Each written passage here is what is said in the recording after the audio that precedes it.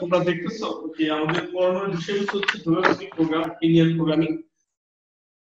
এটা কি জিনিস আগে আমাকে বুঝতে হবে। এটা আমি যদি সহজ কথায় বলি, এই তোমার এই ডেফিনিশনটা সবাই দেয় যে আমি আমার কোনো একটা ব্যবসা করব, কোনো শিল্প প্রতিষ্ঠান আমার আছে বা কোনো ব্যবসা প্রতিষ্ঠান আছে, আমি মিনিমাম ইনভেস্ট করে কিভাবে ম্যাক্সিমাম প্রফিট পেতে পারি, এই যে একটা চিন্তা ভাবনা, এই যে একটা মেথড, উপায় বের করা, এটাকে বলা হচ্ছে তোমার, এটাকে বলছে লিনিয়ার প্রোগ্রামিং। তাহলে কি হচ্ছে বলে, এটা হলো একটা ম্যাথমেটিক্যাল মডেলিং বা ম্যাথমেটিক্যাল মেথড, যে মেথডে আমরা কোনো একটা কাজ অনেকগুলো উপায়ে করা যাবে, সবচেয়ে উৎকৃষ্ট যে উপায়টা, সেই উৎকৃষ্ট উপায়টা বের করার পন্থাটাই হচ্ছে লিনিয়ার প্রোগ্রামিং। তাহলে আমি একটা সহজ কথা বললাম যে আমি কিভাবে একটা ব্যবসা দাঁড় করবো, তো মিনিমাম ইনভেস্ট করে কিভাবে ম্যাক্সিমাম প্রফিট পেতে পারি, এটা হচ্ছে আমার লিনিয়ার প্রোগ্রামিং। আরেকটা কথা বলে নেই, যেমন তুমি আরো সহজে বুঝতে পারি, ক্রিকেট খেলা তোমরা সবাই জানো। মনে করো ক্রিকেট খেলা আমার একাদশ নির্বাচন নিয়ে একটা মারাত্মক সমস্যা, যে আমাদের টিমটা এত ভালো হয়ে গেছে যে আমাদের 15 জন প্লেয়ার আছে, 15 জনই হচ্ছে এত ট্যালেন্ট যে এদের যে কাউকে নামানো যেতে পারে, আর কোন 4 জনকে আমরা বাদ দেবো। আমি একটু সহজ কথায় আসি, মনে করো আমাদের সাকিব আল হাসান, তুমি জানো ওয়ার্ল্ড ক্লাস অলরাউন্ডার, যে সেই মানের বোলার, এবং তাকে আমি লাকি বোলারও বলবো, অবশ্যই সে অনেক ভালো বোলার এবং সে উইকেট টেকার। আবার তার হাতে সফট হ্যান্ডে খেলে, এত ভালো খেলে, সে স্ট্রাইক চেঞ্জ করতে পারে, রোটেট করতে পারে, এক এক করে নিতে পারে, আবার চারও মারতে পারে, আবার ছয়ও মারতে পারে, খুব ভালো। আবার ফিল্ডিং এ খারাপ না, কোনোদিন তার নামে ফিল্ডিং সে পারে না, এটা ভাবেই। এই মানের একটা অ্যাসেট সাকিব আল হাসান। আবার মুস্তাফিজের সে প্রথম দিনের কথা মনে করো, যখন ইংল্যান্ডকে কাটার দিয়ে পুরো সাইজ করে ফেলছে, বিভিন্ন দেশকে সাইজ করে ফেলছে, তো স্লোয়ার আসছে, ওর কাটার আসছে, সেই মানে একটা ফাস্ট বোলার, ওকে দিলে 5টা উইকেট আমরা পাই। এখন হয় সাকিব আল হাসান অথবা মুস্তাফিজকে আমাকে দলে নিতে হবে একাদশে, 10 জন সিলেক্ট হয়ে গেছে। এখন কোচ ডিসাইড করবে যে আমি অপটিমাম রেজাল্ট আমি কাকে নিলে পাবো। যদি পিচটা ইংল্যান্ডের হয়, এখানে মনে করো অবশ্যই আমার আলটিমেট চয়েস, আমার মেবি আমার মনে হয় মুস্তাফিজ হবে। আর উপমহাদেশে উইকেট হলে হয়তো মুস্তাফিজ না, হয়তো সাকিবকে নিবে, যে আমাদের ব্যাটিং অন্যরা ক্লিক করতেছে না, সাকিব তো ব্যাটিংও পারে। তো আমার কথা হচ্ছে, আমার যে প্লেয়ার আছে, যে কাদেরকে নিলে আমি বেস্ট রেজাল্টটা পাবো, সেটা আমাকে দেখতে হবে। তোমরা এই সিনারিটা দেখো না, মাঝে মাঝে এরকম হয়ে গেছে, আমাদের একজন অলরাউন্ডার রফিক আছে, এই রফিক তো হলো 7-8 নম্বরের নামে, সে তো অলরাউন্ডার এবং ভালো বোলার, মোহাম্মদ রফিক। তো এমন দেখছি ইন্টারন্যাশনাল ম্যাচে রফিক যেহেতু পেন সিটার, খুব ভালো পিটিতে পারে, ওকে মাঝে মাঝে ওপেনিং এ নামানো হচ্ছে, কিন্তু একটা জুয়া খেলছে, যে ও নেমে যদি পারে ওই যে পাওয়ার প্লেতে উপর দিয়ে মারবে, যদি চাচ্ছে কিছু হয়ে যায়। এখন কথা হচ্ছে, কোচ চাচ্ছে আমার অপটিমাম রেজাল্টটা কিভাবে আসতে পারে। আজকে যত মিল ইন্ডাস্ট্রি তুমি দেখতেছো, এরাও সবাই চায় যে আমার তো জনবল এই আছে, আমার ইন্ডাস্ট্রি এই আছে, আমার কলকারখানা এই আছে, এর মধ্যে কিভাবে সবচেয়ে ভালো আমি রেজাল্টটা নিয়ে আসতে পারি। এই জন্য বাবা এই লিনিয়ার প্রোগ্রামিং দরকার। তুমি মোবাইল কোম্পানিতে দেখবা, ওরা প্রতিদিন তোমাকে নতুন নতুন অফার দিয়ে প্রলুব্ধ করে, যে তুমি মনে করো হায়ার কত ভালো, আমাকে অফারটা দিচ্ছে। আসলে ওদের মধ্যে একটা টিম কাজ করতেছে, যাদেরকে আমি অন্য কথা লিনিয়ার প্রোগ্রামার বলতে পারবো, যারা কি করে তোমাকে কিভাবে অ্যাট্রাক্ট করতে পারে, এমন কিছু তারা দেয় যে তুমিও অ্যাট্রাক্ট হবা আর কোম্পানিও কি হবে, লাভবান হবে। আশা করি তাহলে আমরা লিনিয়ার প্রোগ্রামিং সহজ কথা বলি, এটা হচ্ছে একটা তোমার এটাকে আমি বলি একটা ম্যাথমেটিক্যাল মেথড বা ম্যাথমেটিক্যাল মডেলিং, একটা পন্থা, একটা ব্যবস্থা, যে ব্যবস্থায় আমার কোনো একটা কাজ করার অনেকগুলো রাস্তা থাকবে, সবচেয়ে বেস্ট ওয়ে কোনটা সেটা বের করার নামই হচ্ছে লিনিয়ার প্রোগ্রামিং। আর আরো সহজ কথা, আমি কিভাবে মিনিমাম ইনভেস্ট করে ম্যাক্সিমাম প্রফিট পেতে পারি, অথবা আমার মিনিমাম আমি পরিশ্রম করব, তাহলে কিভাবে আমি বেস্ট আউটকাম আমি পেতে পারি। সেই বেস্ট আউটকামটা কিন্তু দুটো হতে পারে, প্রফিটের ক্ষেত্রে আমি ম্যাক্সিমাম প্রফিট, আর আমার কস্টিং এর ক্ষেত্রে মিনিমাম কস্টিং, দুইটাই কিন্তু অপটিমাম। আমার যেটা দরকার এটা হচ্ছে আমার লিনিয়ার প্রোগ্রামিং। আমার কথাগুলো কি তো দেখো, এই যে জোগাস্ট্রিক প্রোগ্রাম, এই জোগাস্ট্রিক প্রোগ্রাম যে আমি করব, এই জোগাস্ট্রিক প্রোগ্রামের জন্য আমাকে কিছু নতুন নতুন টার্ম আমাকে শিখতে হবে। আমার 1 নাম্বার টার্ম হচ্ছে সিদ্ধান্ত চক্র। এটাকে আমরা বলি কালো পেন, দেখা যাবে ভালো। এখন সিদ্ধান্ত চলো, সিদ্ধান্ত চলো, এটাকে বলে ডিসিশন ভেরিয়েবল।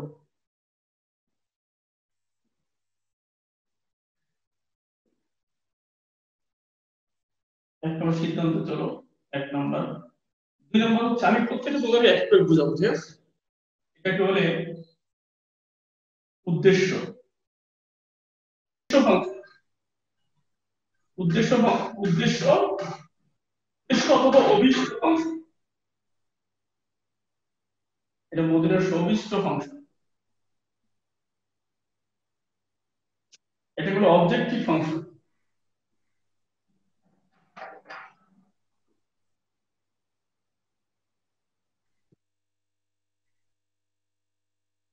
এটাকে বলে তোমার অবজেক্টিভ ফাংশন। তিন নম্বর হচ্ছে শর্ত বা সীমাবদ্ধতা, এটাকে ইংলিশ বলে কনস্ট্রেইনটস। কনস্ট্রেইনটস, CRAIN, কনস্ট্রেইনটস। এরপর হচ্ছে সমাধানের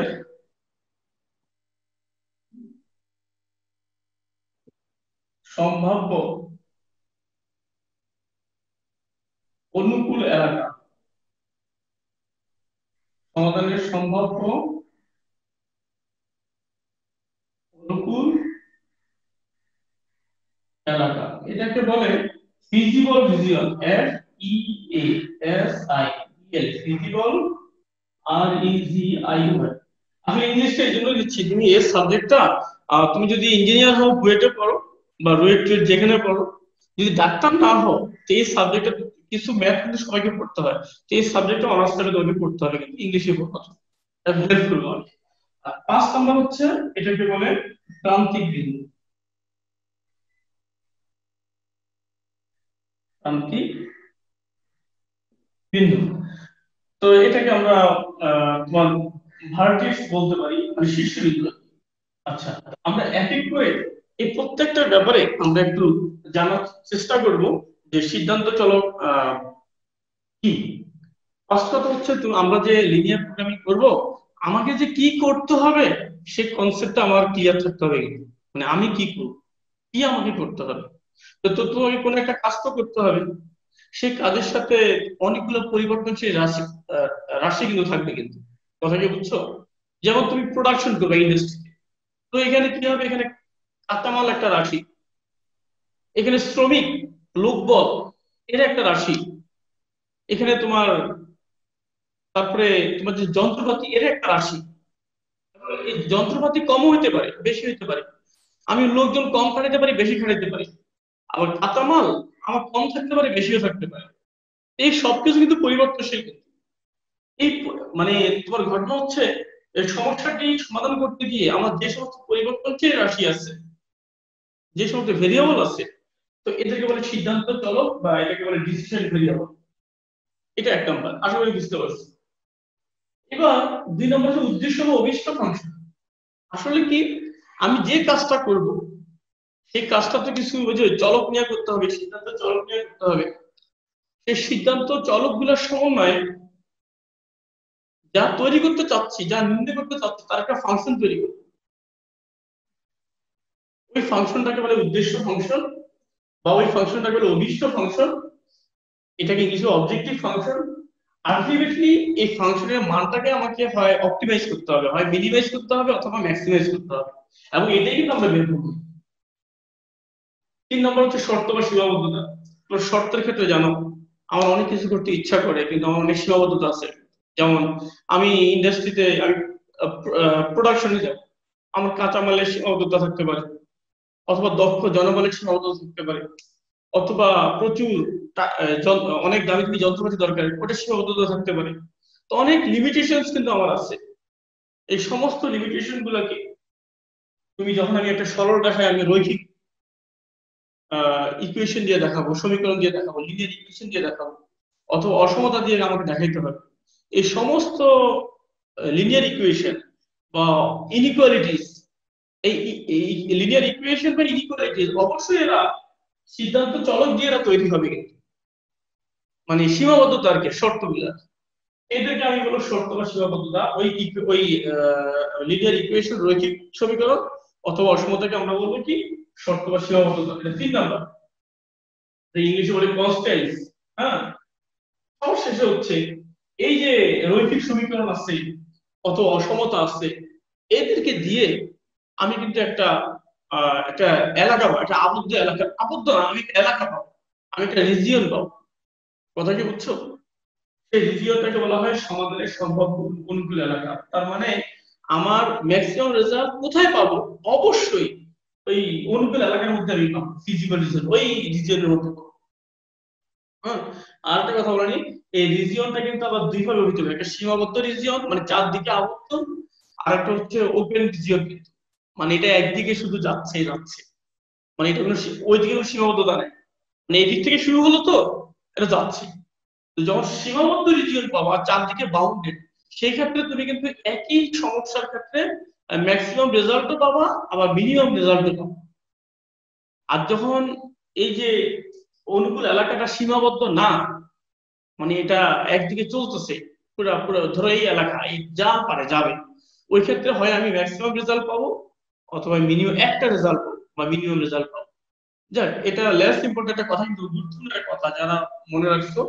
তাহলে এলাকা সীমাবদ্ধ হলে তাহলে আমি দুইটা রেজাল্টই পেতে পারি, আর এলাকা যদি সীমাবদ্ধ না হয় আমি যে কোনো একটা রেজাল্ট। আর সবার শেষে যে প্রান্তিক বিন্দু, তোমাকে আমি একটু আগে বললাম, এই যে আমি যে অপটিমাম রেজাল্টটা চাচ্ছি, মিনিমাম রেজাল্ট বা ম্যাক্সিমাম রেজাল্ট, সেটা কিন্তু পাবো অনুকূল এলাকায়। আরো একটু সহজ করে দিই, অনুকূল এলাকার ভিতরে পাবো না কিন্তু, অনুকূল এলাকার বাউন্ডারিতে যে আহ, আহ, প্রান্তিক বিন্দু, ওই যে শীর্ষ বিন্দুগুলো আছে বা কৌণিক বিন্দুগুলো আছে, সেই কৌণিক বিন্দুগুলোকে বলে প্রান্তিক বিন্দু। এই রেজাল্টটা আমি কিন্তু আসলে প্রান্তিক বিন্দুতে পাবো। তো সবার আগে অনুকূল এলাকা বের করে তার প্রান্তে প্রান্তে যে বিন্দুগুলো আছে, কৌণিক বিন্দুগুলো আমি বের করব। সেই ওই কৌণিক বিন্দুগুলো প্রান্তিক বিন্দু, আর এই প্রান্তিক বিন্দুর মধ্যে আমি কিন্তু আমার ম্যাক্সিমাম রেজাল্টটা পাবো। আশা করি আশা করি তোমরা এতটুকু এই টার্ম গুলো বুঝতে পারছো। আমি আরেকবার বলি, আমরা যে সমস্যাটা সমাধান করব, সেই সমস্যার সমাধান করার জন্য যে রেজাল্ট আমরা চাচ্ছি, এটার সাথে কিছু পরিবর্তনযোগ্য কিছু রাশি আছে।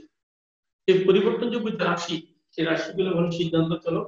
আর এই সিদ্ধান্ত চলক গুলা নিয়ে আমি একটা নতুন ফাংশন তৈরি করবো, যেটা আমি চাচ্ছি, যে রেজাল্ট আমি চাচ্ছি, সেটাকে আমি একটা এই চলক দিয়ে একটা ফাংশন রূপান্তর করবো। সেই ফাংশনকে বলবো আমরা উদ্দেশ্য ফাংশন অথবা অভিষ্ট ফাংশন, এটাকে অবজেক্টিভ ফাংশন। এটাই আসলে আমাদের মেইন গোল। আমরা যত খেলাধুলা করব, গোল হচ্ছে এই উদ্দেশ্য ফাংশনটা ম্যাক্সিমাইজ বা মিনিমাইজ করা। এটা হচ্ছে আমার সমস্ত এই সিদ্ধান্ত চলকে কিছু সীমাবদ্ধতা থাকবে।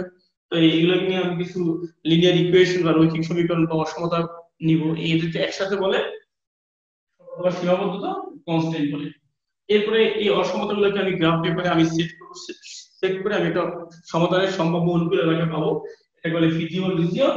আর অনুকূল এলাকার যে কৌণিক বিন্দু বা শীর্ষ বিন্দু, এদেরকে বলা হয় প্রান্তিক বিন্দু।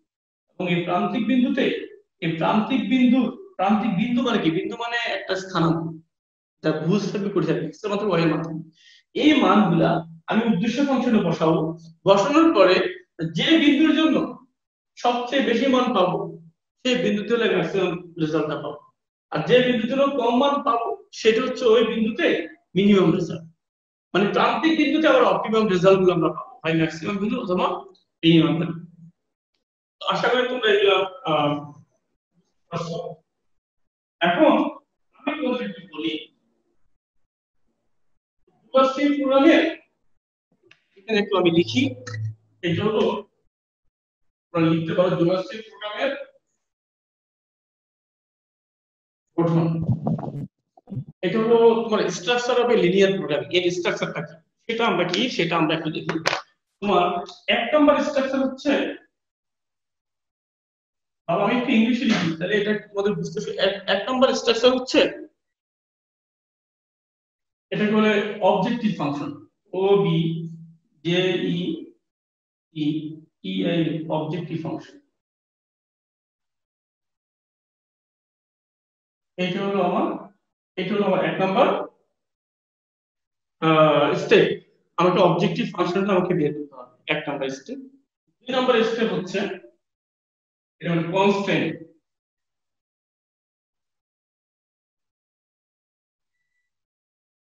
ERAN, constant. আর তিন নাম্বার স্টেপ হচ্ছে নন নেগেটিভিটি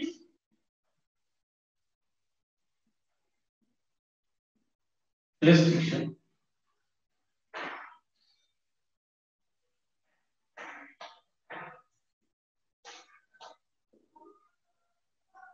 এই তিনটা জিনিস এই তিনটাই হলো আমার ধাপ, আর কিছুই না। তাহলে এটার এই যে ম্যাথমেটিক্যাল মডেলিং, এই মডেলিং এর ধাপ কয়টা?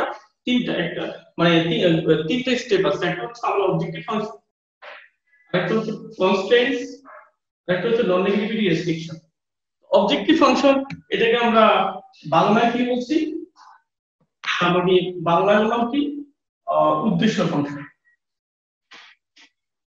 উদ্দেশ্য ফাংশন এটা আমরা সবাই বুঝতে পারছি। এই উদ্দেশ্য ফাংশনের যে ফাংশনটা, এই ফাংশনকে নরমালি জেড দিয়ে লেখা হয়। কি দিয়ে লেখা হয় বলো? ফাংশন তো আমরা এফ বা জি দিয়ে লিখি, তো এখানে আমরা লিনিয়ার প্রোগ্রামিং আমরা এই উদ্দেশ্য ফাংশন আমরা জেড দিয়ে লিখি। এর কনস্ট্যান্ট কাকে বলে? ওই যে বললাম যে তোমার শর্ত,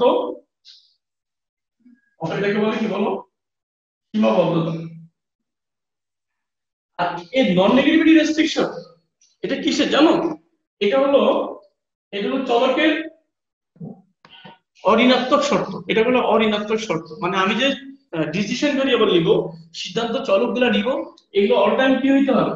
ধরো এক্স আর ওয়াই নিলাম, এটাকে তোমার হয় জিরো হবে বা জিরো থেকে বড় হবে।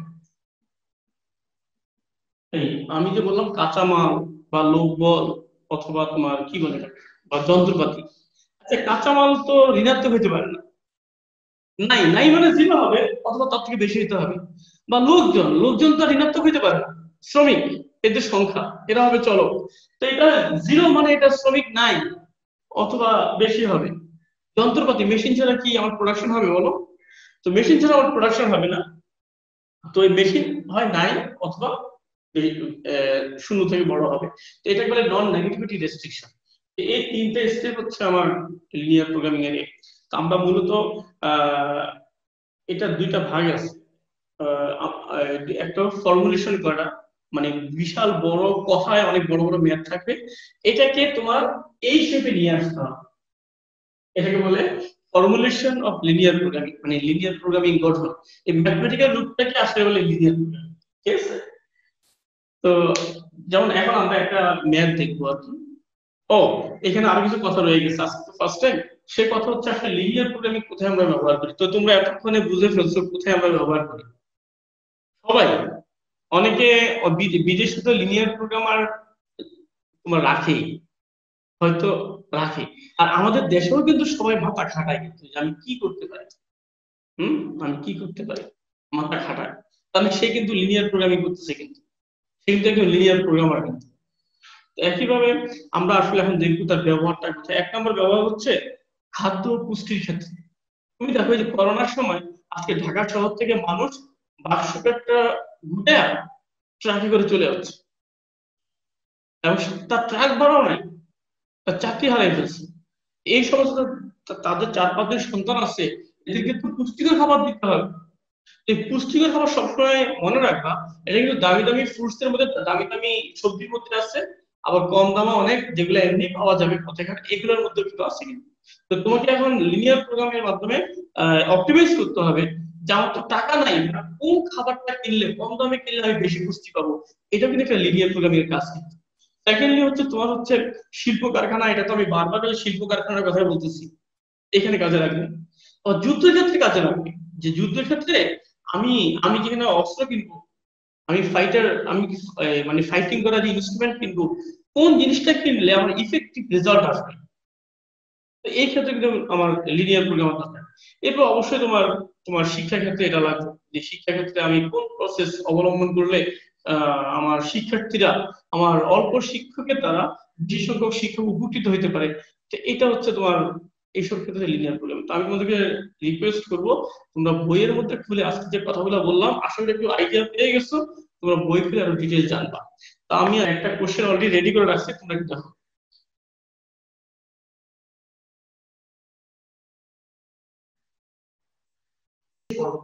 একজন কৃষক ধান এবং গমের চাষ করতে গিয়ে দেখলেন, এটা হলো এশিয়া আমাদের একটা উদাহরণই আছে, তুমি দেখবে এটা।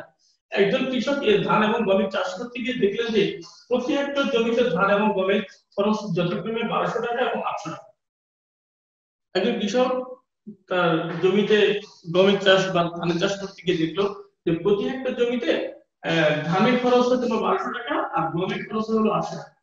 আর প্রতি হেক্টর জমিতে ধান এবং গম চাষের জন্য যথাক্রমে তোমার 4 জন এবং 6 জন শ্রমিকের প্রয়োজন হয়। প্রতি হেক্টর জমিতে ধান চাষ করতে গিয়ে 4 জন শ্রমিকের প্রয়োজন হয়, আর গম চাষ করার জন্য 6 জন শ্রমিকের প্রয়োজন হয়। তুমি দেখো এখানে কিন্তু তোমার, আচ্ছা এটা তো হলো গভর্নমেন্ট সর্বোচ্চ 26 জন শ্রমিক নিয়োগ করে, উনি সর্বোচ্চ 26 জন শ্রমিক নিয়োগ করবেন, চাইলে 27 জন নিয়োগ করতে পারবেন না, এটা হচ্ছে শর্ত। এবং সর্বোচ্চ 4800 টাকা বিনিয়োগ করে সর্বোচ্চ কত হেক্টর জমি তিনি চাষ করতে পারবেন, কত হেক্টর জমি তিনি চাষ করতে পারবেন। কোশ্চেন হবো আরেকটা বলবো, একটা অঙ্ক বুঝলে অঙ্ক হয়ে যাবে। আজকে যত কথা বললাম অঙ্ক কিন্তু এরকম, অঙ্ক অনেক মজা, অঙ্ক অনেক সহজ। তুমি দেখো তাহলে একজন কৃষক উনি উনার জমিতে ধান এবং গম চাষ করবেন। তো ধানের ক্ষেত্রে তার প্রতি হেক্টর খরচ হয় 1200 টাকা, আর গমের ক্ষেত্রে প্রতি হেক্টর জমিতে গম চাষের খরচ হয় 800 টাকা। আর প্রতি হেক্টর জমিতে ধান চাষ করতে 4 জন শ্রমিক প্রয়োজন, আর প্রতি হেক্টর জমিতে তার গম চাষ করতে গিয়ে 6 জন শ্রমিকের প্রয়োজন। উনি সর্বোচ্চ 26 জন শ্রমিককে নিয়োগ দিতে পারবেন, কাজে লাগাতে পারবেন, এবং সর্বোচ্চ তিনি 4800 টাকা বিনিয়োগ করতে পারবেন। তুমি এই সমস্যাটা শুনলাম, এই সমস্যাটা দেখলাম, এখন আমার রিকোয়ারমেন্টস কি, আমার অ্যাচিভমেন্ট কি, কত হচ্ছে তিনি সর্বোচ্চ কত হেক্টর জমিতে তিনি চাষ করতে পারবেন। এখানে লাভ ক্ষতি চাচ্ছে না, বলছে কত বেশি জমিতে তিনি চাষ করতে পারবেন, এটা হচ্ছে আমার গোল। আমার গোল কিন্তু এটা, সর্বোচ্চ কত হেক্টর জমিতে তিনি চাষ করতে পারবেন, এটা আমাকে বের করতে হবে। আচ্ছা এখন তুমি দেখো, তোমাকে ফার্স্ট যে কাজটা করতে হবে, আহ, তোমাকে চলক বের করতে হবে, সিদ্ধান্ত চলক যেটা, সেটা আমাকে বের করতে হবে। তো সিদ্ধান্ত চলক কি হতে পারে, তুমি দেখো এখানে উনি আহ তাহলে কত হেক্টর জমি, তাহলে আমাকে মানে জমির পরিমাণটা ম্যাক্সিমাম করতে হবে। তো এখন আমি প্রথমেই ধরে নিব, মনে করি তিনি ধান চাষ করবেন এক্স হেক্টর জমিতে, আর গম চাষ করবেন কত বলো, ওই হেক্টর জমিতে। তোমরা লেখো। হ্যাঁ হ্যাঁ,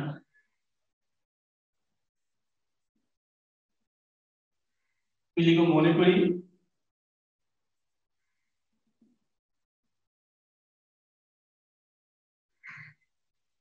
কৃষকের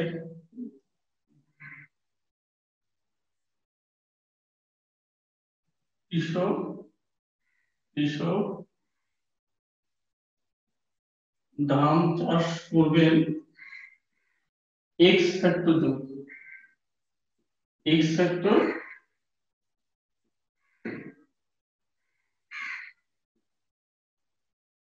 কি দেখা যাচ্ছে? হ্যাঁ, তারপরে গম চাষ করে কৃষক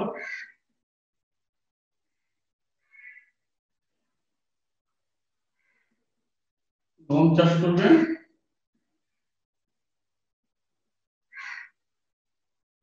ওই হেক্টর জমি, ধান চাষ করবেন এক্স হেক্টর জমিতে, তারপরে গম চাষ করবেন ওই হেক্টর জমি। আচ্ছা এখন এখন আহ, তুমি কি লিখবে, উদ্দেশ্য ফাংশন কি হবে বলো।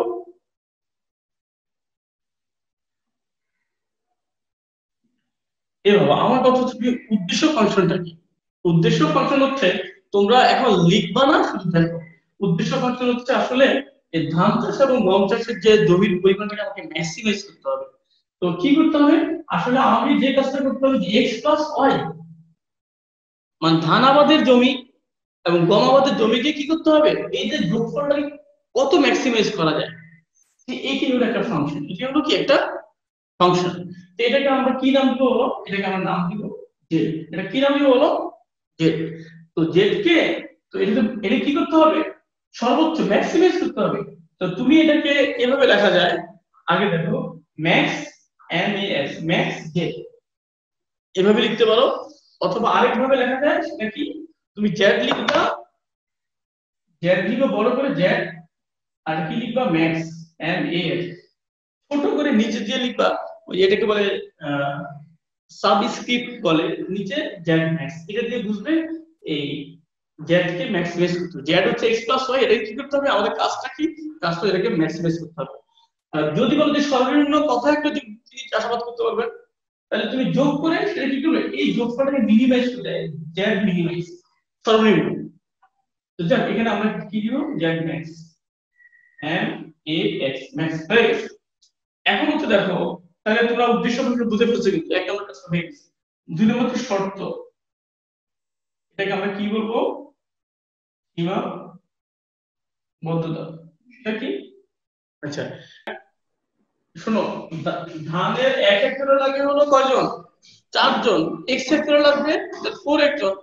ধানে এক হেক্টরে লাগবে 4 জন শ্রমিক, তাহলে 2 হেক্টরে 8 জন লাগবে, 3 হেক্টরে 3 4 12, 4 হেক্টরে 4 4 16, তাহলে x হেক্টরে 4x লাগবে, 4x ওকে। প্লাস আবার গমের ক্ষেত্রে y হেক্টর গম, গমের এক হেক্টরে লাগে 6 জন শ্রমিক, তাহলে y হেক্টরে 6 শ্রমিক। এবং এই শ্রমিকের মানটা কত বলো? এটা কিন্তু লেস দ্যান ইকুয়াল টু 26, মানে এটা শ্রমিক সর্বোচ্চ কয়জন হবে বলো? 26 জন। এর কম হতে পারে, কিন্তু কখনো এর বেশি হবে না। আবার 26 জন হতে পারে, এই জন্য ইকুয়াল, আর এর কম হতে পারে, এই জন্য লেস দ্যান ইকুয়াল। এইগুলো এক নম্বর শর্ত। দুই নম্বর শর্ত হচ্ছে সর্বোচ্চ তিনি 4800 টাকা বিনিয়োগ করতে পারবে। তাহলে তুমি আমাকে বলো, 1 হেক্টরে খরচ হয় 1200 টাকা, 2 হেক্টরে খরচ হয় 2 ইনটু 12 2400, 3 হেক্টরে খরচ হয় 3600, এক্স হেক্টরে খরচ কত বলো তো? 1200 ইনটু কত? 2 হেক্টর হলে 2 দিয়ে গুণ হবে 2400, এক্স 1200 এক্স হবে না। আবার গমের ক্ষেত্রে 1 হেক্টরে খরচ হয় 800, তাহলে ওয়াই হেক্টরে 800 ওয়াই। এটা কি লেস দ্যান ইকুয়াল টু কত বলো? লেস দ্যান ইকুয়াল টু এটা হচ্ছে কত? এটা হচ্ছে 4800। কথা কি বুঝছো? এখন এই গেল আমার, এইটা হলো আমার দুই নাম্বার শর্ত বা সীমাবদ্ধ। তিনটা স্টেপ বলছে। এক নাম্বার স্টেপ হচ্ছে অবজেক্টিভ ফাংশন হয়ে গেছে, দুই নাম্বার স্টেপ হচ্ছে শর্ত বা সীমাবদ্ধতা হয়ে গেছে, আর তিন নাম্বার স্টেপ হচ্ছে এই যেটা x is 0, x is not equal to 0, y is not equal to, এটাকে বলে নন নেগেটিভিটি রেস্ট্রিকশন। তো এই হলো পুরা এই যে একটা ম্যাথ। তুমি দেখবা পরীক্ষার মধ্যে শুধু এই ফর্মুলেশনটা আছে, যেটা লিনিয়ার প্রোগ্রাম গঠন করো, এইটুকু লিখবা, এটা লিখলে তোমার একটা নাম্বার আছে। এই যে এটা বলে নন নেগেটিভিটি রেস্ট্রিকশন। এই অঙ্কটা কিভাবে আমরা সলভ করব সেটা একটু এখন দেখো।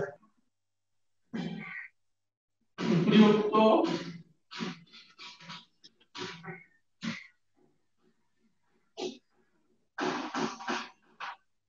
অসংখ্যগুলোকে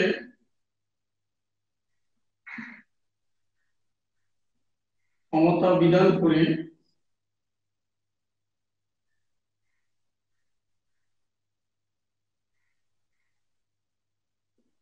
উপরিউক্ত অসমতাগুলোকে সমতা বিধান করে পাই, এইগুলোকে আমরা সমতা বিধান করে পাবো।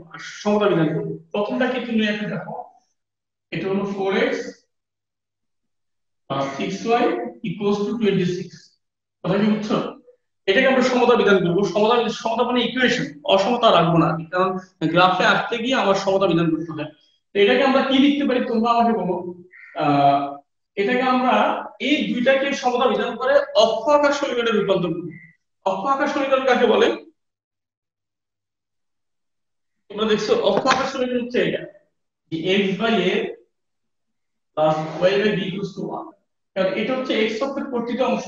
x অক্ষে ধরো এই অংশ কাটে, এটা হলো এইটুকু হচ্ছে a, আর y অক্ষে b অংশ কাটে এইটুকু b। তার চিত্র আঁকাটা কি হয় বলো? এটা ইজি হয়, কিন্তু এটা আমার জন্য এই জন্য এগুলোকে আমরা অক্ষ আকারে নিয়ে যাব। তো অক্ষ আকারে নিতে গেলে এই পাশে হবে 1, এই পাশে কি বলো? 1, তাহলে 26 দিয়ে ভাগ করতে হবে। 26 দিয়ে ভাগ করলে কত আসবে? তোমরা একটু খেয়াল করো ঠান্ডা মাথায়। যদি 4x বাই 26 তাহলে কত আসবে? দেখো 4 তাহলে 2x বাই কত হবে বলো? 2x by 30। তোমরা একটু পরে লেখো আগে দেখো। আর এটা কি আসবে? এটা আসবে তোমার 6x বাই সরি এটা আসবে কত? 3x by 3y 3y by কত আসবে? 30। এটা ইকুয়ালস টু কত আসবে? Equals to 1। তো মোটামুটি অক্ষ আকার সমীকরণে আসছে, কিন্তু এখনো পুরোপুরি কিন্তু অক্ষ আকার সমীকরণে আসেনি। অক্ষ আকার সমীকরণে আসার শর্ত কি? উপরে শুধু কি থাকবে বলো? x থাকবে। তাহলে আমরা এটাকে এভাবে লিখতে পারি, কি থাকবে? এটা উপরে শুধু y থাকবে। তুমি কি বুঝছো ব্যাপারটা? 1200x প্লাস কত? 800y ইকুয়াল টু 4 থাকবে তো বলো? 800। এটাকে আমরা কি কিভাবে লিখতে পারি? যদি আমরা এটাকে এই যে তোমার এভাবে ভাগ করি, তাহলে x বাই কত হবে? x বাই হবে 4 plus y by 6 equals to 1। উভয় পক্ষকে 4800 দিয়ে ভাগ করলে আমরা x বাই 4 এর চেহারাটা সুন্দর আসছে কিন্তু। এই আমরা দুটো সমীকরণ পেলাম। আর এটা আমি গ্রাফ পেপারে করব। আর তুমি লিখবে স্কেল নিতে, এখন আমি স্কেল নিতে হবে। স্কেল নিতে হবে মানে x অক্ষে কত ভরকে কত একক নিবা তুমি এটা আছে। আর স্কেল নির্ধারণের উপর তোমরা সবাই জানো, হ্যাঁ? এটা আমি তো সবাইকে বলছি যে একটা গ্রাফ পেপারের মধ্যে এভাবে অনেকগুলো ধাপ থাকে, অনেকগুলো ধাপ থাকে, ঠিক না বলো? মানে এরকম থাকে, থাকে কিনা বলো? এভাবে ছোট ছোট এগুলো বর্গঘর বলে। কেন বর্গঘর? মানে চার ভাগ কিন্তু সমান। অনেক কোম্পানি গ্রাফ পেপার বের করে, কোনোটা ছোট কোনোটা মোটা কোনোটা চিকন, এটা হবে না। তুমি ইউনিফর্ম যেগুলো আছে ওগুলো যদি নিবা, এই হচ্ছে গ্রাফ পেপার। গ্রাফ পেপার দেখবা প্রতি 5টা বর্গঘর পরে মোটা একটা কালো কালির দাগ থাকে, অথবা নীল কালির দাগ থাকে, অথবা লাল কালির দাগ থাকে, থাকে না বলো? এটা হচ্ছে বড় বর্গঘর। এই বড় বর্গঘরে 25টা ঘর আছে, 5 5 25। আর ছোটগুলা কি মূলত বর্গঘর বলে। এখন তুমি একটা যদি আমরা গ্রাফ পেপার নেই, একটা A4 সাইজ একটা গ্রাফ পেপার, এর অর্ধেক যদি আমরা নিই, ধরো অর্ধেক, পরীক্ষায় তোমাকে অর্ধেক দিবে, পরীক্ষায় তোমাকে এই অর্ধেক গ্রাফ পেপার কিন্তু দিবে। কথা কি বুঝছো? পরীক্ষায় তোমাকে অর্ধেক গ্রাফ পেপার দিবে। এইভাবে তুমি যদি নাও, এইভাবে 16টা বর্গঘর আছে। কয়টা বর্গঘর আছে বলো তো? এইভাবে 16টা, সরি, এইভাবে 5টা বড় বর্গঘর আছে। 5টা বড় বর্গঘর মানে কি? 500 লোক 80টা ছোট ছোট বর্গঘর আছে। আর উপরে আছে 9 থেকে 10টা বড় বর্গঘর, মানে 40 থেকে 45টা, 45 থেকে 50টা ছোট ছোট বর্গঘর আছে। আরেকটা কথা, এখানে দেখো এই যে চলকগুলা কিন্তু নন নেগেটিভিটি রেস্ট্রিকশন, এরা অঋণাত্মক হয় কিন্তু। তো তুমি যদি y অক্ষকে এভাবে নাও, x অক্ষকে এভাবে নাও, এটা x অক্ষ, এটা হচ্ছে y অক্ষ মনে নাও, এটা সারা জীবনে ইংরেজি প্রোগ্রামিং এ x এর মান কখনো নেগেটিভ হয় না, y এর মান কখনো নেগেটিভ হয় না। তো আমি এত বড় একটা গ্রাফ পেপারে আমার এখানে হলো চিত্রটা আঁকতে হবে কিন্তু। তার মানে এই গ্রাফ পেপারের 4/3 ওয়েস্টেজ, অব্যবহৃত থাকতেছে। এই জন্য আমার যে কাজটা করতে হবে, আমি এভাবে না এঁকে আমি এভাবে আঁকবো। কথা কি বুঝছো? এটা হলো আমার এক্স অক্ষ, ওয়াই মান নেগেটিভ, একবারে দিকে লাগবে না এটা, তাহলে পুরো গ্রাফ পেপারটাকে আমি ইউজ করতে পারবো। এটা হচ্ছে আমার মূল বিন্দু। কথা কি বুঝছো? এই কথাই বললাম। এখন তুমি আমাকে বলো, তাহলে এক্স অক্ষে এক্স এর সবচেয়ে বড় বড় মান কত? এক্স এখানে 13 কে 2 দিয়ে ভাগ করলে কত হয়? 7 গুণ 14, 6.5। এখানে হলো 6.5, এখানে হলো 4। তাহলে এক্স এর সবচেয়ে বড় মান হচ্ছে কত বলো? 6.5। তো আমার এই দিকে 16টা বড় বর্গঘর আছে কিন্তু। আমার এত নেওয়ার দরকার নাই। আমি আমি যে কাজটা করব, তুমি গ্রাফ পেপারে আঁকবা সেই হিসেবে আমি লিখতেছি। তুমি রাখো এক্স অক্ষে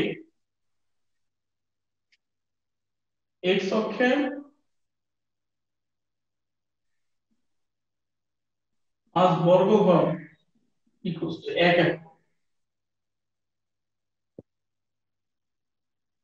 ওয়াই অক্ষে সবচেয়ে বড় মান হচ্ছে 6 মনে হয় না, 6।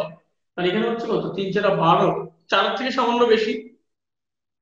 তো এই সবচেয়ে বড় মান হচ্ছে ওয়াই, তো এখানেও আমি ওখানে আবার 10 পর্যন্ত নিতে পারবো তুমি, তো 6 তো নেওয়াই যাবে। ওয়াই অক্ষে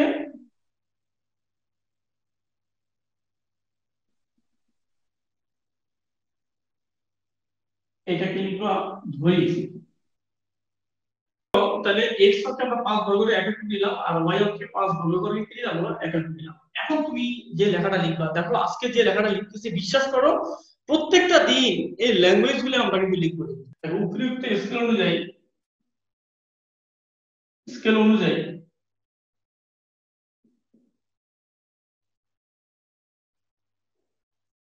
প্রাপ্ত সমীকরণগুলোকে প্রাপ্ত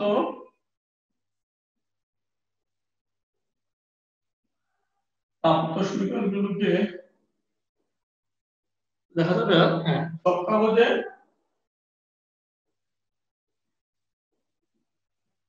কাগজে স্থাপন করে সমাধানের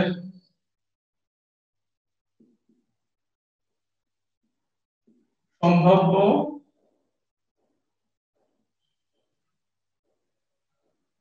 অনুকূল এলাকা নির্ণয় করি। হ্যাঁ, তাহলে আমরা এই যে দুটা সমীকরণ, এই সমীকরণ গুলাকে, এটা তো মূলত ছিল অসমতা, তো সমীকরণ গুলাকে আমরা এই স্কেল অনুযায়ী আমরা ছককে স্থাপন করে সমাধানের সম্ভাব্য অনুকূল এলাকা কি করব? নির্ণয় করব। আমরা যে কাজটা করব, এটা হচ্ছে আমার,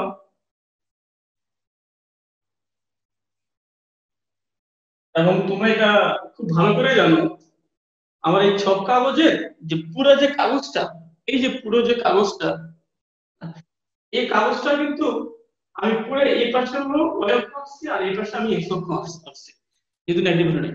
এটা হলো আমার এক্স অক্ষ, এটা হচ্ছে আমার কি বলো, ওয়াই অক্ষ। এই জায়গাগুলো এগুলোকে এখানে লিখি, হ্যাঁ। এটা হচ্ছে কত, x by 13/2 plus y by 13/3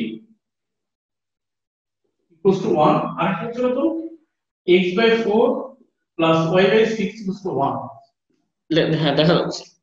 এগুলো মুছলে আমার একটু সুবিধা হবে।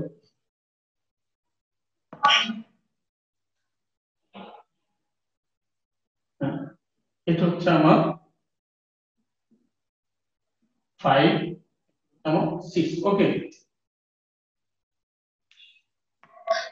এখন তুমি দেখো আমি প্রথমটা একটু আঁকি। প্রথম হচ্ছে এটা, প্রথম হচ্ছে আমার এটা এক্স, এক্স অক্ষের কোটি হচ্ছে 13/2, 13/2 মানে হচ্ছে 6.5। তো 6 হলো এখানে, 6.5 হলো এখানে, মানে এটা হলো একটা পয়েন্ট।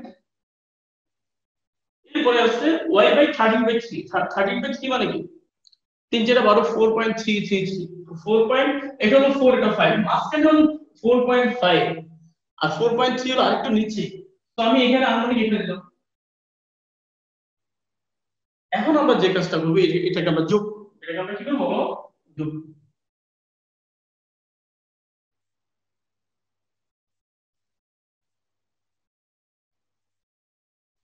এটা হচ্ছে আমার side। বাবা, এই যোগ যে করবা, এই যোগ তো তুমি পুরা কিভাবে করবা, স্কেল দিয়ে করবা। এটা কিন্তু লিনিয়ার ইকুয়েশন, কিন্তু রৈখিক সমীকরণ কিন্তু। এটাকে আমরা এক্সটেন্ড করবো, এটাকে আমরা কি করবো বলো, এক্সটেন্ড করবো। এবার তোমাদের সাথে আমি একটু কথা বলে নিই, গুরুত্বপূর্ণ সেটা হচ্ছে, এই যে রেখা, এটা কিন্তু বাবা আলটিমেটলি এটা কিন্তু সরলরেখা ছিল না, ছিল কিন্তু ইনইকুয়ালিটি। কি ছিল এটা, এই যে এটা অরিজিনালি ছিল কিন্তু এটা, এটাকে আমরা আঁকার সুবিধার্থে সরলরেখা রূপান্তর করলাম। এখন এর মানে কি জানো, ইকুয়াল মানে হচ্ছে রেখার উপরে বিন্দুগুলা, আর লেস দেন বা গ্রেটার দেন হচ্ছে হয় এই পাশে না এই পাশে। যদি লেস দেন থাকে, ম্যাক্সিমাম ক্ষেত্রে এই মাথায় রাখবা, এটা কিন্তু মূল বিন্দুর দিকে টানবে, সে রেখা সহ হয় এই পাশে হবে না ওই পাশে হবে। তো লেস দেন হলে কি হবে, সেটা নিচের দিকে টানবে। এটার অনেকগুলা ব্যাখ্যা আছে, এটার অনেকগুলা ব্যাখ্যা আছে। এক নম্বর ব্যাখ্যা হচ্ছে, তোমাকে সহজে বোঝার জন্য, যদি লেস দেন ইকুয়াল থাকে, এটা মূল বিন্দুর দিকে যাবে, তুমি এভাবে অ্যারো টেনে দিবা। প্র্যাকটিক্যাল খাতায় অনেকে এগুলো আঁকে, এর জন্য দেয় না, আন্দাজে এক পেজে শেষ মুহূর্তে কাজ দেখে দেখে আঁকে, শুধু লাইনটা হবে নাকি? তাহলে এক নম্বর কাজ হচ্ছে এই যে চারটা চতুর্ভাগ আছে আমার, আহ, সমাধানের সম্ভব অনুকূল ফার্স্ট কোয়াড্রেন্ট থাকবে। ফার্স্ট কোয়াড্রেন্ট কোথায় থাকবে সেটা আমরা ঠিক করতেছি। এই অসমতার দ্বারা এই এতটুকু হলো, আচ্ছা এটা এখন বোঝানো শেষ হয়নি। সেটা হচ্ছে এইভাবে আর দ্বিতীয় কথা হচ্ছে তুই কোনো একটা বিন্দু দিয়ে টেস্ট করতে পারবি, একটা বিন্দু নিশ্চিত ভাবে এই রেখা এই দিকে আছে বা ওই দিকে আছে, ধরো এই দিকে আছে, এই দিকে একটা বিন্দু নিয়ে টেস্ট করো। ধরো এই বিন্দুটা কত বলো, এই বিন্দুটা হচ্ছে, এই বিন্দুটা কত কে বলতে পারবা? এটা 20 বিন্দু। এই বিন্দুটা কত বলো? এই বিন্দুতে 20। তো 20 তো তুমি স্যাটিসফাই করো 4x প্লাস 6y, হ্যাঁ, আর এই দিকে ধরো 26 আছে, সেটা বাদ দাও। তো কত বিন্দু হচ্ছে 20। তো এই করো তো, এটা কত হচ্ছে, এটা 4 গুণ 8 যোগ 0 ইকুয়াল 8 হচ্ছে। তো 8 লেস দ্যান 26, এটা সত্য না মিথ্যা বলো? এই কথাটা সত্য না মিথ্যা? সত্য এটা, মানে 20 জন্য এটা সত্য হচ্ছে। তার মানে সত্য হলে সে সত্যর দিকে হাত বাড়াবে, বন্ধুত্বের হাত বাড়াবে, সে 20 এর দিকে হাত বাড়াবে, কিন্তু তাহলে এদিকে আসবে। বুঝলে আমার কথা? আচ্ছা আমরা কেন 20 দিয়ে টেস্ট করবো? আমাদের কি মাথা নষ্ট? আমরা 20 দিয়ে টেস্ট করবো না, আমরা কত দিয়ে টেস্ট করবো বলো? সবচেয়ে সহজ, 0 দিয়ে টেস্ট করবো। তাহলে 0 প্লাস 0, 0 লেস দেন কত 26, এটা সত্য, তাহলে এইদিকে হাত বাড়াবে, এই জন্য আমরা 0 দিয়ে টেস্ট করবো। এটা সহজ হিসাব। আরো সহজ হচ্ছে লেস দেন থাকলে এদিকে হবে, আর 0 দিয়ে টেস্ট করবা, সে 0 এর জন্য সত্য হচ্ছে 4 ইনটু 0 0, তাহলে 0 লেস দেন 26 কথাটা সত্য। ও 0 দিকে বন্ধুত্বের হাত বাড়াবে। ওকে, এটা বুঝছো? আচ্ছা এখন দেখো অনুকূল এলাকাটা কিন্তু কমে গেছে কিন্তু, এতক্ষণ তো পুরা ফার্স্ট কোয়াড্রেন্ট ছিল, এখন আর পুরো ফার্স্ট কোয়াড্রেন্ট নাই। এখন শুধুমাত্র আমার এই জায়গাটা হচ্ছে অনুকূল এলাকা এখন করছি, এখন পর্যন্ত। এরপর দেখো আমরা এর পরেরটা করি। এবার এর পরেরটা আমরা x/4, 4 কোথায় আছে এখানে, এই যে এটা আছে, y/6 কোথায় এখানে, আবার তুমি যোগ করো, যোগ করে এক্সটেন্ড করো। এ বাবা, এটাও কিন্তু তোমার আসছে আলটিমেটলি কি আছে বলো? কিন্তু লেস দেন আছে কিন্তু। তুমি দেখবা মূল এটা আমরা লেস দেন, তো লেস দেন হলে এখন তুমি দেখো এটাও কোন দিকে, এটাও কিন্তু তোমার এদিকে হবে কিন্তু। কারণ তুমি এখানে 0 দিয়ে টেস্ট করলে 0 প্লাস 0 লেস দেন 4800, তাহলে 0 লেস দেন 4800 কথা সত্য না মিথ্যা? সত্য। এইদিকে, এইদিকে হাত বাড়াবে কিন্তু 0। এর আগে ছিল, এর প্রথম রেখাটা ছিল এতটুকু, মানে এই রেখা এসে আবার এতটুকু, এইটুকুর মধ্যে তুমি খেয়াল করো এটা কিন্তু আগে বাদ করে গেছে। যে কোনো রেখা দ্বারা যেটা বাদ করবে সেটা বাদ দিবে, শুরুতে বা শেষে হোক। আগে ছিল এতটুকু, মানে এইটুকু বাদ, এখন আমার এতটুকু, এইটুকু আগে বাদ করে গেছে, যদিও এই রেখার দ্বারা এটা সত্য, এই রেখার দ্বারা প্রথমে একটা মিথ্যা, তো এই দ্বিতীয়টা কিন্তু বাদ দিবে। আচ্ছা এরপরে বলি, দ্বিতীয় রেখা দ্বারা এইটুকু কিন্তু বাদ করে গেছে কিন্তু, বুঝলো না? এইটুকু কি হয়ে গেছে বলো? প্রথম রেখা দ্বারা এইটুকু আছে, এই যে এই জায়গাটুকু, আবার দ্বিতীয় রেখায় বাদ করে গেছে, তো বাদই এটা। তো দুই সমীকরণ দ্বারা, দুই অসমতা দ্বারা কমনলি কোনটা আমার লাগতেছে, আমার রিজিয়ন কোনটা হবে? আমার রিজিয়ন হবে এটা। এটা হচ্ছে আমার সমাধানের সম্ভাবনাগুলো এলাকা, এটার একটা নাম, এটা নাম হচ্ছে, এটাকে দাও ও দাও, এটাকে এ দাও, হ্যাঁ, এটাকে বি দাও, আর কি দিবা? এটাকে সি দাও। তাহলে সমাধানের সম্ভাবনাগুলো হচ্ছে ও এ বি সি। এরপর দেখো, লেখচিত্র হতে, লেখচিত্র হতে সমাধানের, তোমাদের একটা কথা বলি, আমাদের এরপরে এগুলাই আমরা করব, তুমি সব একবার ক্লিয়ার ইজিলি বুঝতে পারবে, চিন্তা কিছু নেই। সমাধানের সম্ভাব্য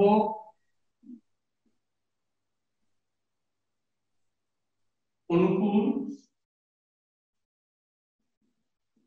এলাকা হিসেবে পাই, লেখা কি বুঝো? লেখা চাইনিজ লেখা হয়ে যাচ্ছে কি ভাই বলো? এখান দিয়ে গিয়ে ঘুরে ঘুরে ঘুরে আবার ও এ বি সি ও, যেখানে, এবার তুমি লিখবা যেখানে ও কত বলো, ওয়ের স্থানাঙ্ক কত, 0,0। এটা আমরা জানি। এই প্রান্তিক কিন্তু কোনগুলো, ইয়েস, এটা হলো ওই যে কোনগুলো এলাকা সমাধানের সম্ভব, কোনগুলো ও এ বি সি ও। আর প্রান্তিক কিন্তু হচ্ছে কৌণিক বিন্দু, যে ও একটা প্রান্তিক বিন্দু, এ একটা প্রান্তিক বিন্দু, বি একটা প্রান্তিক বিন্দু, সি একটা প্রান্তিক বিন্দু, প্রান্তিকটা স্থানাঙ্ক আমাকে বের করতে হবে। তো আলহামদুলিল্লাহ বেশিরভাগ স্থানাঙ্ক আমরা এমনি পাবো। ও কত, 0,0 মূল, এটা হচ্ছে 4,0। আচ্ছা বি এর স্থানাঙ্ক কত, সমীকরণ কি ছিল, সমীকরণ ছিল তোমার এটা, আমি তোমাদেরকে বলি। একটা সমীকরণ ছিল কত জানি, ওই যে 4x।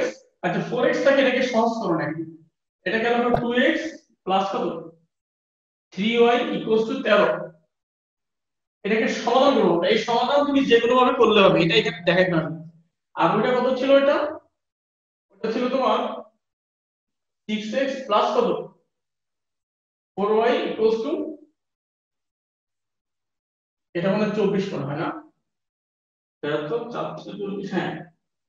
এই হচ্ছে অবস্থা। এখন তুমি কি করতে পারো, এটাকে তুমি সমাধান করবে। সমাধান তো তুমি অনেক ভাবে করতে পারো, এটাকে আমরা 3 দিয়ে গুণ করলাম, তাহলে এটা হলো 6x, 3 দিয়ে গুণ করলে 9y, 3 দিয়ে গুণ করলে 3 × 39, বিয়োগ করলে কত হচ্ছে, এটা চলে যাচ্ছে, এটা 5y ইকুয়ালস টু 5 1, তাহলে y equals to 3, y equals কত চলো 3। এই y এর মান 3 টা যদি আমি এখানে বসাই, যেকোনো এক জায়গায় বসাও না, y এর মান 3 বসাও এখানে, এখানে বসাও, 3 4 12, তাহলে 6x সমান 24 করে 12, ও x সমান 2 হবে। শোনো, এই দুটাকে সমাধান করে আমরা b এর মান পাচ্ছি 2,3, এটা হচ্ছে 2,3।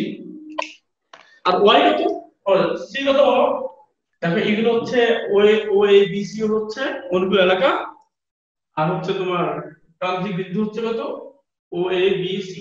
আমার অবজেক্টিভ ফাংশন কি মনে আছে তোমাদের, অবজেক্টিভ ফাংশন কোনটা, z সমান কি বলো x প্লাস y, তাও z ম্যাক্সিমাম। তো তুমি লিখবা এত বিন্দুতে z equals to x plus y, 0 plus 0 equals to 0, শেষ। a লিখবা, a মানে কত 40, বিন্দুতে z সমান কি হবে, x এর মান 4, y মান 0 equals to 4, এই দুইটার মধ্যে অবশ্য 4 ম্যাক্সিমাম, কি বল, b লেখো, b হচ্ছে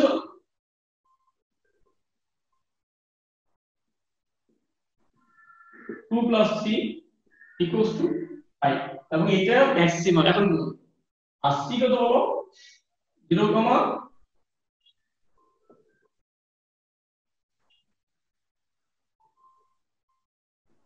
z সমান কি, একটা 0 প্লাস 4.3, এটা দেখা যাচ্ছে কত 4.3। তাহলে আমার ম্যাক্সিমাম রেজাল্ট কোনটা বলো, এবং ম্যাক্সিমাম রেজাল্ট হচ্ছে ডি বিন্দুতে, এটা। তো এখন কোশ্চেনটা কি ছিল, কোশ্চেনটা ছিল কত হেক্টর জমিতে সে সর্বোচ্চ চাষ করতে পারবে।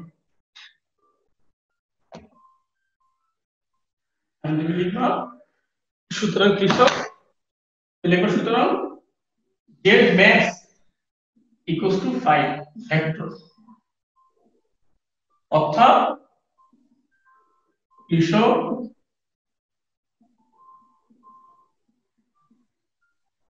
সর্বোচ্চ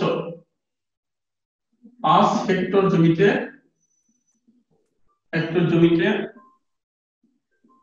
চাষ করতে পারবেন।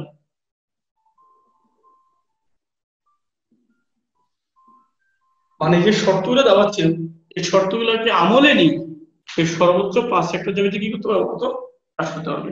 আসলে আজকে কিন্তু আমরা দুই টাইপের ম্যাথ করলাম, একটা হচ্ছে ফর্মুলেশনটা করলাম, বিশাল বড় একটা লিটারেচারকে আমি লিনিয়ার প্রোগ্রামিং মডেলে নিয়ে আসলাম। আর দ্বিতীয় কথা হচ্ছে লিনিয়ার প্রোগ্রামিং যে সমস্যাটা, প্রবলেমটাকে আমি আবার কি করলাম বলতো, সলভ করলাম। ইনশাআল্লাহ আমরা নেক্সট ক্লাসে ওই ফর্মুলেশন পরে করব। আজকে এটা বুঝতে গিয়ে ফর্মুলেশন পরে করব। আমরা নেক্সট ক্লাসে ইনশাআল্লাহ আমরা এই ম্যাথ গুলো অনুশীলন করব, সর্বোচ্চ সর্বনির্ণয় করার। প্রিয় শিক্ষার্থী, আশা করছি তোমরা আমার এই লেকচারটি বুঝতে পেরেছো। তোমাদেরকে আমি বলবো তোমরা টেক্সট বই খুব ভালো করে ফলো করবা। এবং তোমরা এই যুগাশ্রী প্রোগ্রামের পরবর্তী ক্লাসগুলা ফলো করবা। আল্লাহ হাফিজ।